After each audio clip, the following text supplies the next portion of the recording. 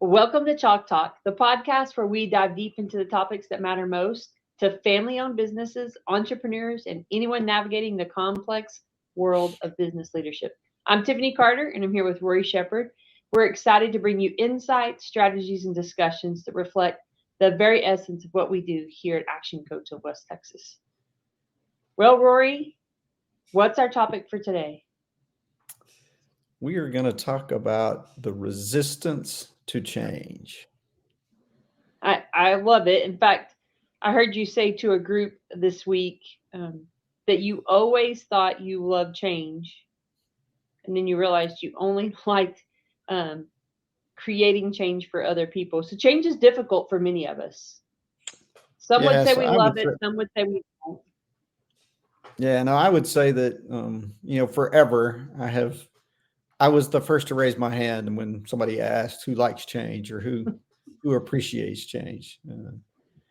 But yeah, I think what I've come to realize is that even for me, I enjoy inflicting change on others. Mm, I'm not real keen on having change inflicted upon me. Uh, we kind of like the status quo. right. And so there is a book came out a couple of years ago now, maybe a year and a half ago, from MichaelBungay Stanier called How to Begin.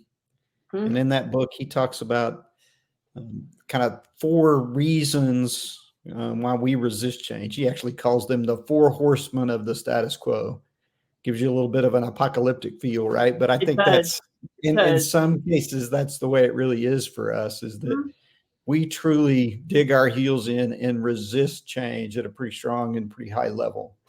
And so those we'll run through the four, and then we can go in a little bit of detail. But that the first one is inertia. The second is overwhelm. mm, The third is this idea of loneliness when you're making change, and then the fourth is what he calls slipperiness.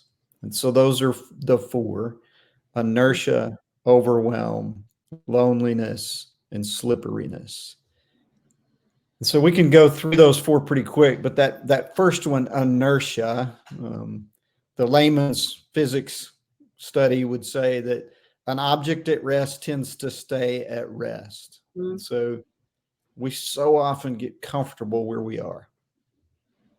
We just want, I mean, change is hard, making that getting going. We know that we have to exert more energy to drive change and get that going than the energy that we're exerting right now. And so Right. we just don't. Um, Mm. the second one, and when we talk about this with business leaders, we do this in groups all the time. The second one of overwhelm is one of the most popular, I guess if you could say popular, one of the most, Right. um, the ones Common. that everybody goes, yeah, I identify with that, is that I get overwhelmed. Um, and part of that is just change. It's uncomfortable. But the second piece of that is just that it's that I usually don't take enough stuff off my to-do list when I'm adding something new. And so I create a little bit of anxiety or Mm. tension in myself just because I didn't take enough off my list. And so I become overwhelmed. I'm trying to do all the things I was doing before, and I'm adding something new. And again, going back to inertia, I've got to Mm. exert more energy to get it going than I will once I get it up on plane and I'm sustaining it. And so we just don't do that well enough on taking things off our list before we start adding something new. And that might include taking something really, really good off my list to add Yeah. something great, much more impactful. We talk to business owners and leaders about that quite a bit.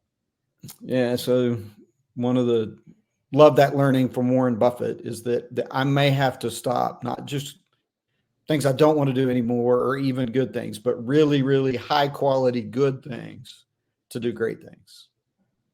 Yeah, it's impactful. The third one in loneliness, that one may not resonate as quickly with folks, but that's that idea. If I'm leading change, I'm out in front, I'm driving change either personally or for my business. It can be lonely. I'm out in front, I'm leading the charge. Everybody says they're right behind me, and then when I turn around, they're not so close, right? Right. They've dropped off a little bit because change is hard. And so it can be lonely driving change. Now, when we start, they're cheering us on, but when we look back, we're halfway through. There's nobody there. That's right. Yes, it's awesome.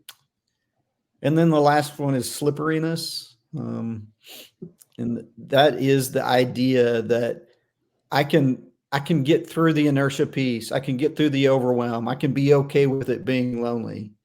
But 3 months in or 6 months in, all of a sudden I realized that I've kind of slid back into the way I used to do things.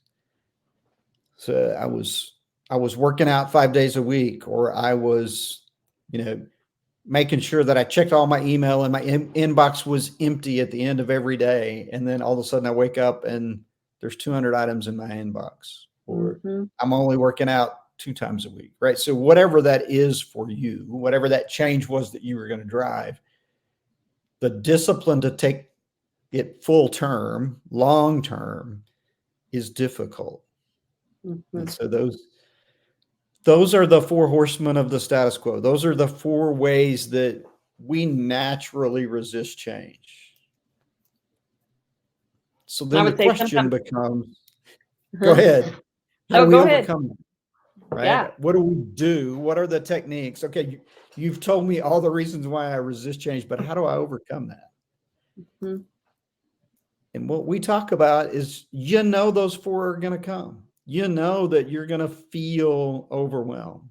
That it's going to be lonely. That you're going to fall back into this. You're going to slide back into the way you do things.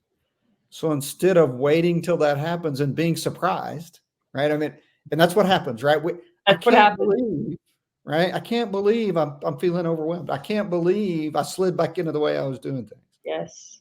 Instead of being surprised, how about we just be a little bit proactive and say, when I start feeling overwhelmed, what are the first 3 things I'm going to do? Who am I going to call? Who's that accountability partner that I'm going to reach out to and say, I'm feeling a little bit overwhelmed? Or when I wake up and I just say, it's too hard, right? I'm way more comfortable where I am. What are the 1 or 2 things that I need to do? What do I need to read again? What did I write down? What was that goal that I said, this is what I want to achieve when, right? How do I remind myself that this is worth it? Because the 4 horsemen are coming. And so the question for us is, what do we do, or how do we react to that and do that proactively? Right. And stay on top of it. I love it. Right. Be proactive. Have a plan. We love planning. So have a plan on that, even if the smallest of change, because it's not a matter of if one of those things comes up and change. It's just a matter of when. It's going to happen. So what are you going to do? I love it. Awesome. Well, we want to hear from you. If you have a burning question or a topic you'd like us to explore, don't hesitate to reach out to us. Your insights and challenges are what drive this podcast forward. And remember, only action gets you closer to your dreams. So do something today that your future self will thank you for.